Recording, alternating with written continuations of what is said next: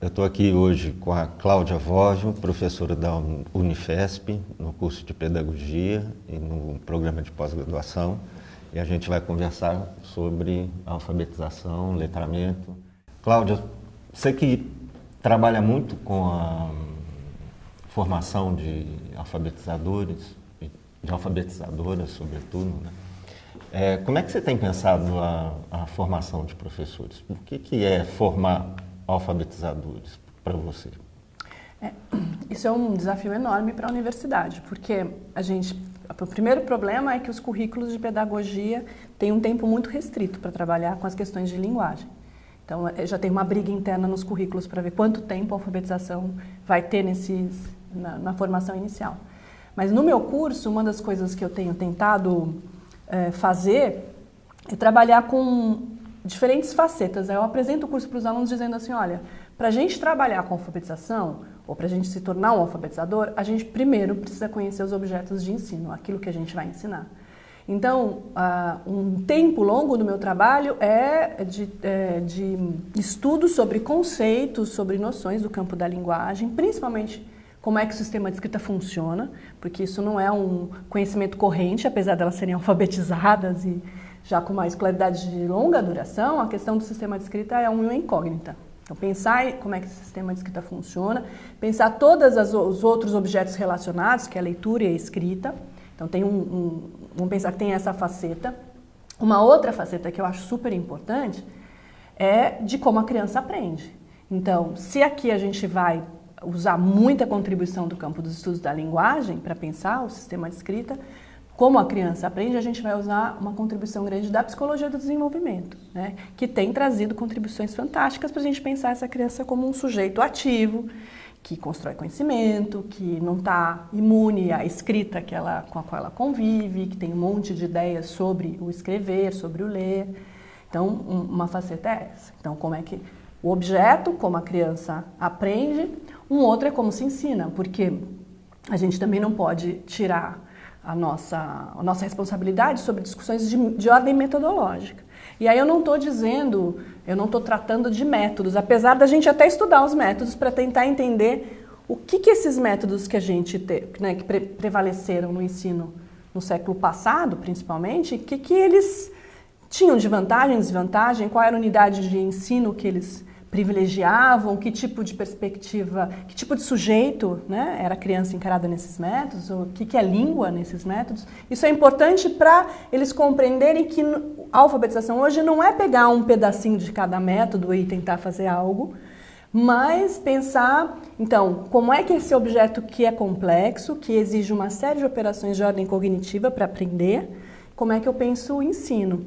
Então, a gente vai trabalhar muito com as ideias de uma metodologia voltada para reflexão sobre a língua, uma reflexão intencional. Então, eu tenho que pensar num conjunto de atividades sistematizadas, eu tenho que pensar esse objeto em progressão, por onde eu começo e como eu avanço isso no processo de alfabetização. Então, tem essa outra faceta do como eu ensino.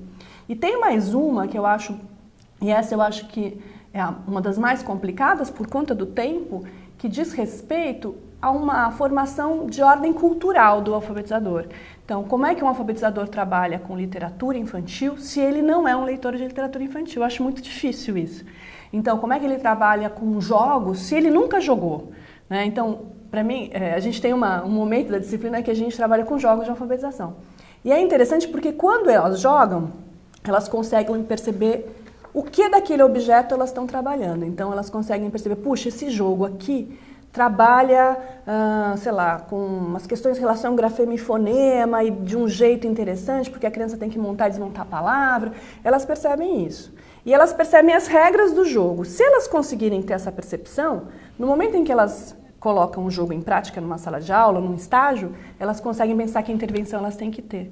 Então, esse trabalho de ordem cultural, que é de colocar essas alfabetizadoras em contato com uma gama de conhecimentos que dizem respeito à alfabetização, mas que dizem respeito também a um repertório cultural, é outro desafio. Então, o curso de alfabetização deveria triangular articular todas essas facetas. E o tempo é muito curto, né? E as outras disciplinas tomam muito espaço. Então, a gente tenta, no curso de pedagogia, fazer uma formação, né, nesse curso que a gente tem, uma formação que dê esses elementos, que reúnam esses elementos. Então, é um curso carregado de muita leitura, de muito estudo, de muita oficina de proposição. Então, dentro dessa situação aqui registrada por uma determinada pesquisa, qual é o papel do professor, em relação a essa criança que apresenta essa escrita, porque senão fica muito difícil olhar o que as crianças produzem e ter alguma pergunta sobre aquilo, né? Eles não olham como um dado, com uma curiosidade. Então, o que é isso que a criança está me mostrando? Se ela faz essa pergunta, o que ela pensou para formular isso aqui?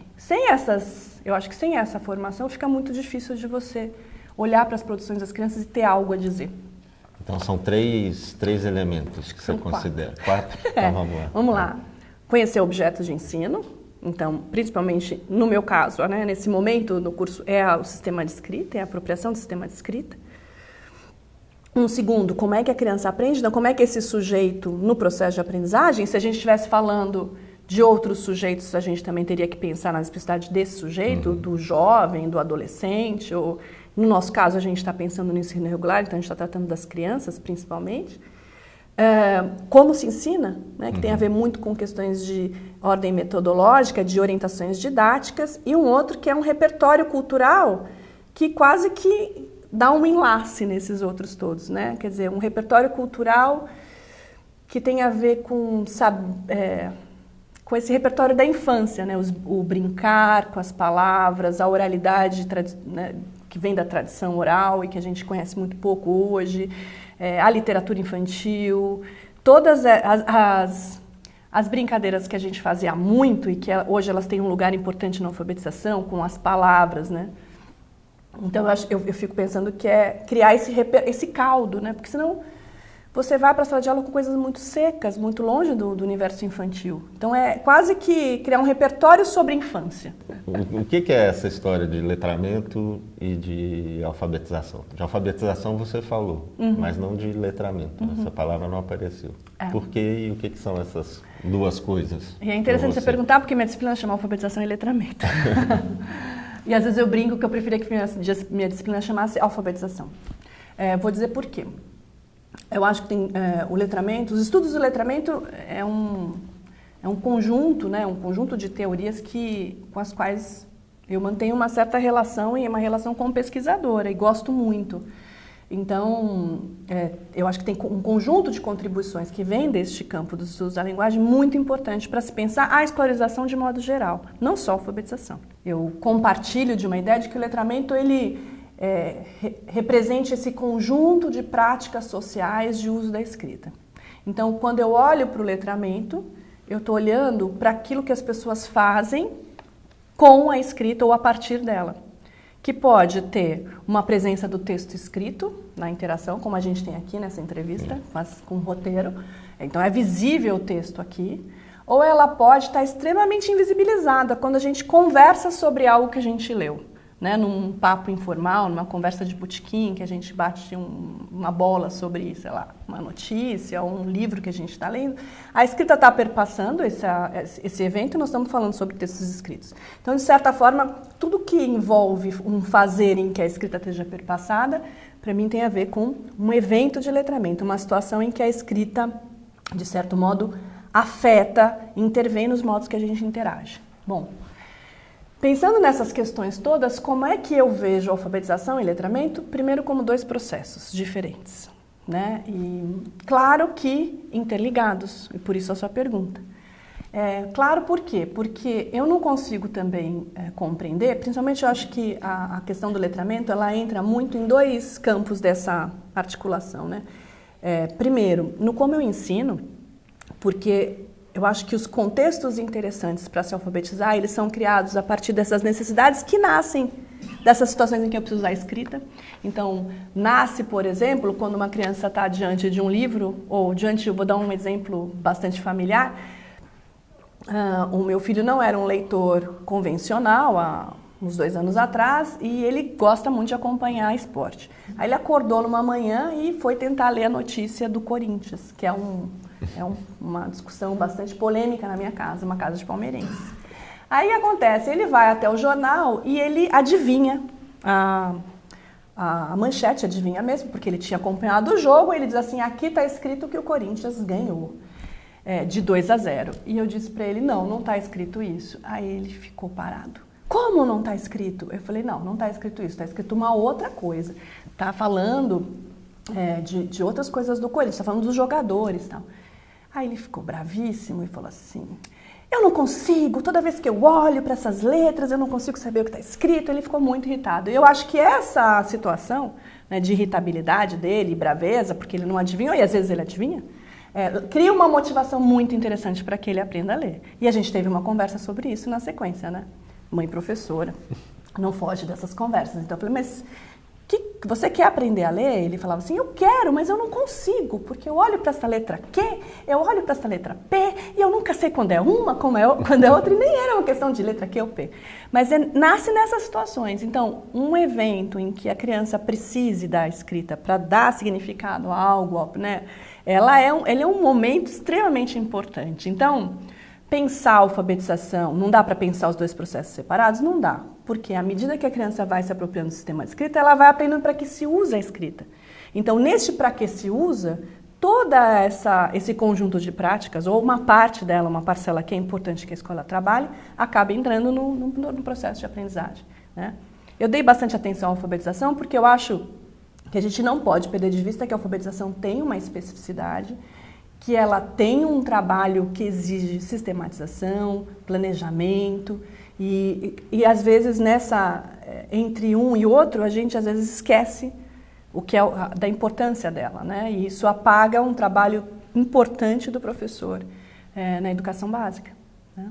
Mas o letramento é extremamente importante, eu poder saber como os textos funcionam em diferentes situações, né? Saber manipular esses textos para interagir. E mais, né, saber que papéis eu posso ocupar na interação. Então, eu posso ocupar o papel de leitor, eu posso ocupar o papel de orador, eu posso ocupar que papéis ali naquela situação. Então, é importante, sim, pensar que o letramento também ocupe um espaço grande do currículo da educação básica e também, de certo modo, esteja lá em paralelo ou de modo indissociável do processo de alfabetização. As pessoas têm dito... tem falado da idade certa de alfabetizar. Eu não colocaria nesses termos, na idade certa, mas o momento certo do currículo, ou do ano certo de se alfabetizar. Como é que você tem visto essa discussão? As pessoas dizem que a idade certa é aos 6, aos 7, aos 8, né? Ou no primeiro ano, no segundo ano, ou no terceiro ano de escolarização. Como é que você vê essa discussão? Essa discussão eu não consigo fugir muito da minha prática como alfabetizadora, porque eu fui alfabetizadora de crianças durante muito tempo. E eu trabalhava com crianças de 6 anos se alfabetizando, né? E isso era uma coisa, para a escola onde eu trabalhava, esperada, tranquila. E, na verdade, a gente iniciava um processo de alfabetização aos 6 anos e se consolidava na antiga primeira série, que era na pré-escola, e na antiga primeira série, a gente consolidava o processo de alfabetização. Então, a gente tinha um ciclo de 2 anos. Mas eu vou dizer que, na minha experiência de 9 anos como alfabetizadora, dificilmente a gente não tinha uma turma de crianças que, de algum modo, não avançassem no processo de alfabetização nessa idade de 6 anos. Então, hoje eu olho e penso assim, tem uma discussão enorme, as crianças pequenininhas indo para o ensino fundamental, um ensino fundamental público sem estrutura, para acolher essas crianças e tudo mais. Eu não vejo como problemático que o processo de alfabetização comece aos 6 anos, né? Na verdade, eu acho que é um momento que a criança está muito interessada nessas questões. Assim, a gente acha que isso não faz parte do repertório de brincadeiras das crianças, mas faz parte dos papéis que elas também brincam. Elas brincam de ser leitoras, elas brincam de escrever, elas brincam de certas profissões que usam a escrita, elas veem as pessoas escrevendo. Então, não dá para falar que elas estão passando imunes, né? Tipo, elas não perceberam que a escrita está no mundo. Então, eu acho que com os 6 anos as crianças têm condições cognitivas e etárias mesmo para entrar num processo de ensino, porque eu estou falando de processo de ensino mesmo, sistemático da alfabetização. Agora, o que não dá para pensar é isso descolado de um universo infantil, né? Então, não dá para a gente pensar na entrada da criança na escrita sem pensar na literatura infantil, sem pensar nas brincadeiras orais que a gente pode fazer com elas, sem pensar nas cantigas, nas brincadeiras com sons que elas fazem. Então, a questão aos 6 anos e aos 7, né, porque eu vejo mais como um ciclo, né, um ciclo que começa no primeiro, que se consolida mesmo no segundo, eu vejo como bastante adequada essa medida. Eu fico pensando que as escolas, e aí no Brasil a gente tem uma disputa grande em escola pública e privada. Nas escolas privadas isso já é um consenso há muitos anos, não é uma questão que foi posta agora. Isso está sendo posto agora para a pública em função do pacto, né, que a gente tem hoje. Mas eu penso que as crianças têm condições, sim, e elas têm interesse, sim, então por que não? Né? O que a gente tem que pensar é como é que essa entrada se dá. Se ela se dá por um meio funcional, pragmático, que apaga a infância, eu acho bastante complicado. Mas se ela se dá por um meio lúdico, interessante, que tem a ver com construção de conhecimento, porque ela também está interessada nisso, eu acho bastante importante. Né? Então, eu não sou contrária a que se pense a alfabetização no primeiro ano do ensino fundamental. Pelo contrário, eu acho bastante interessante que se coloque isso para a escola.